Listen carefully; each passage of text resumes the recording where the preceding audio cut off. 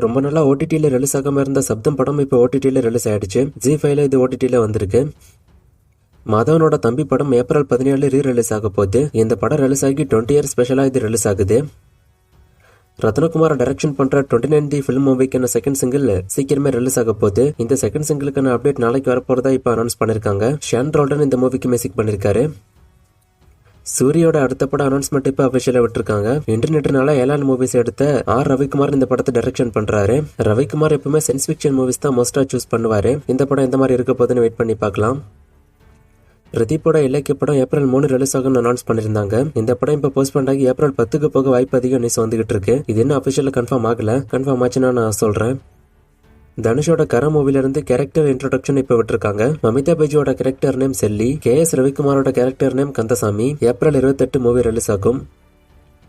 சூர்யாவோட சூர்யா 47 மூவிக்கான ஷூட்டிங் இப்ப சென்னையில போய்கிட்டு இருக்கு. இந்த மூவிக்குள்ள நஸ்ரியாவும் ஒரு முக்கியமான ரோல் பண்றாங்க. நஸ்ரியா ஃபைட் பண்ற மாதிரியான ஒரு சில சீன்ஸ் இப்ப ஷூட் பண்றதா நியூஸ் வந்திருக்கு. அண்ட் சூர்யா இந்த ஷெட்யூல்ல கிடையாது. எந்த மாதிரியான படமா இது வரப்போகுதுன்னு வெயிட் பண்ணி பார்க்கலாம். ஜித்து மாதவன் இந்த படத்தை டைரக்ஷன் பண்றாரு.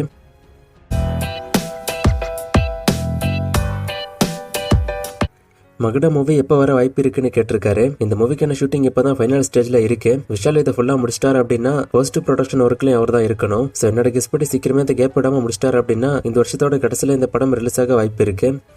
ஜனநாயகன் ரிலீஸ் பத்தி கேக்குறீங்க. ஆல்ரெடி சொன்ன மாதிரி அவங்க படத்தை பார்த்துட்டாங்க. சென்சார் வந்துருச்சு அப்படின்னா சீக்கிரமே ரிலீஸ் டேட் அனௌன்ஸ் பண்ண வாய்ப்பு இருக்கு.